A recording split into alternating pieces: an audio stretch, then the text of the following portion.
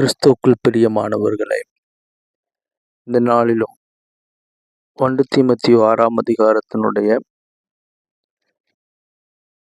4வது வசனமும் 5வது வசனமும் நாம் வாசிக்கும் போதே, அவன் இருமாப்புள்ளவனும் ஒன்றும் அறியாதவனும் தர்க்கங்களையும் வாக்குவாதங்களை பற்றி நோய் கொண்டவனுமாய் இருக்கிறான். அவைகளாலே பொறாமையும் சண்டையும் தூஷணங்களும் பொல்லாத உண்டாக்கி கெட்ட சிந்தையுள்ளவர்களுக்கும் சத்தியமில்லாதவர்களும் தெய்வ பக்தியை ஆதாய தொழிலென்று எண்ணியவருமாயிருக்கிற மனுஷர்களால் உண்டாகும் மாறுபாடான தர்க்கங்களுக்கு பிறகும் இப்படிப்பட்டவர்களை விட்டு விலகு என்று சொல்லி ஒரு அழகான ஒரு வேத வசனத்தை இந்த இடத்துல நாம் பார்க்க முடிகிறது. இவைகளை விட்டு நாம் விலக வேண்டும் என்று சொல்லி இந்த இடத்துல நம்ம பார்க்கிறோம். நாட்கள் இதில் சொல்லப்பட்டிருக்கிறதான காரியங்கள் எல்லாவற்றும் இன்னைக்கு மனிதர்கள் இந்த பாவங்கள் இருக்கிறவர்களோடு கூட என்ன செய்கிறார்கள், தொடர்பில் இருக்கிறதான ஒரு அனுபவத்தை நாம் பார்க்கிறோம். 5வது வசனத்துல சொல்லப்பட்டிருக்குது, சத்தியமில்லாதவரும் தெய்வ பக்தியை ஆதாய தொழிலண்டு எண்ணவருமா இருக்கிற மனுஷர்களால் உண்டாகும் என்று சொல்லுகிற ஒரு காரியத்தை இந்த இடத்துல நாம் பார்க்க முடிகிறது.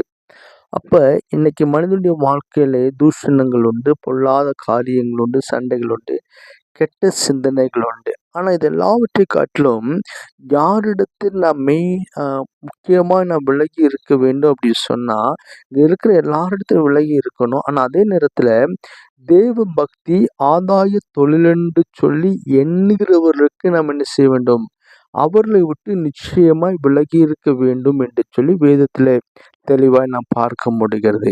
ஆனா இன்னைக்கு இந்த ஒரு காரியம் மனிதனுடைய வாழ்க்கையில அதான் என்ன அப்படின்னு சொன்னா, இவர்களை விட்டு விலகாதபடிக்கு இன்னைக்கு என்ன செய்றாங்க, தேவ பக்தியுள்ளவர்கள் என்று சொல்லி இன்னைக்கு அநேக ஆத்துமாக்கள் அவர்களை நம்பி அவர்களை பின்பற்றி தன்னுடைய ஆத்துமாவை பாதாளத்துக்கு நேராய் கொண்டு போய் கொண்டிருக்கிற ஒரு அனுபவத்தை பார்க்கிறோம். தேவ பக்தியா இருப்பவர்கள் எப்படிப்பட்டவர்களாக இருப்பார்கள், அவர்கள் தேவனுக்கு என்று என்ன செய்வார்கள், தன்னை சமர்ப்பிக்கிற ஒரு அனுபவத்தோடு கூட இருப்பார்கள்.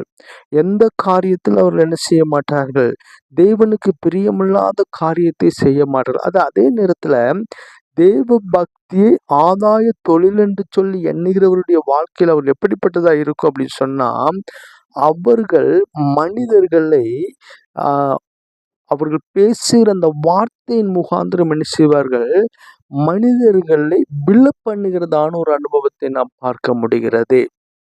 அப்ப இன்னைக்கு பூமியில நடக்கிறதான சம்பவங்கள் என்ன, மனிதர்கள் நம்மை சுற்றி இருப்பவர்கள் எப்படிப்பட்டவர்களா இருக்காங்க, யாரெல்லாம் ஒருவேளை நம்முடைய உறவுகளா இருக்கலாம், தாயா இருக்கலாம், தகப்பனா இருக்கலாம், இல்ல உடன்பிறப்புகளா இருக்கலாம், இல்ல பிள்ளைகளா இருக்கலாம், ஏன் சட்டை நம்மோடு கூட ஊழியம் செய்வர்களால் கூட இருக்கலாம். யாரா இருந்தாலும் சரி, இப்படிப்பட்ட தன்மையுடையவர்களோடு கூட நாம் விலகி தெய்வத்தோடு கூட தேவனுடைய வார்த்தைக்குள் நம்மை கீழ்ப்படுத்தி தேவ சித்தத்துக்குள்ளாய் நம்ம நடத்தும் போது மட்டும்தான் என்ன செய்ய முடியும், நம்ம பரலோக ராஜ்யத்துடைய அவகாசியை மாற முடியும் என்று சொல்லி நம்ம பார்க்கிறோம். இன்னைக்கு அநேகர் பாரம்பரியத்தை என்ன செய்றாங்க, நாங்கள் பாரம்பரியமாய் நாங்கள் இருக்கிறோம் என்று சொல்லுறலாம் உண்டு. இந்த பாரம்பரியமெல்லாம் ஒரு நாள் நம்ம என்ன செய்யாது, பரலோக ராஜ்யத்துக்கு நேராய் நம்மை நடத்தி கொண்டு போறது கிடையாது. பரலோக ராஜ்யத்துக்கு நேராய் நம்மை நடத்த வேண்டும் என்று சொன்னால் அங்க என்ன சொல்லப்படுது, போதும் என்கிற மனதுடன் கூடிய தெய்வ பக்தியே மிகுந்த ஆதாயம் என்று சொல்லப்படுவதை நாம் பார்க்கிறோம். அந்த 6வது வசனத்திலே நான் வாசிக்கும் போது, அப்ப மேல அந்த 4ம் 5ம் அந்த வசனங்களே சொல்லப்பட்ட இந்த இவைகளை விட்டு நான் விலகும் பொழுது நான் யாரா இருக்கிறேன், தேவனுக்கு பிரியமானவனாய் மாறுகிறேன். தேவனுடைய நன்மையினால் என்ன செய்கிறேன், அவரால் முடிசூட்டப்படுகிற ஒரு அனுபவத்தை பார்க்கிறோம். அப்ப அந்த அனுபவம் நமக்குள்ளே உருவாக கெட்ட சிந்தனை உள்ளவர்களை விட்டு விலகி தேவ பக்தியை தன்னுடைய ஆதாய தொழிலென்று சொல்லி எண்ணங்களை விட்டு விலகி இருப்போம். கர்த்தர் நிச்சயமாய் நம்மை ஆசீர்வதிப்பாராக. ஜெபிப்போம். மகா இரக்கமும் கிருபை நிறைந்த எங்கள் அன்பின் பிதாவே, அப்பா, நாங்கள் யாரை விட்டு விலக்கி இருக்க வேண்டும் என்று சொல்லி இந்த வேத வசனத்தின் அடிஸ்தானத்திலே பரிசுத்த ஆவியானவர் எங்களுக்கு கற்றுக் கொடுத்ததற்காக சோத்திரம்.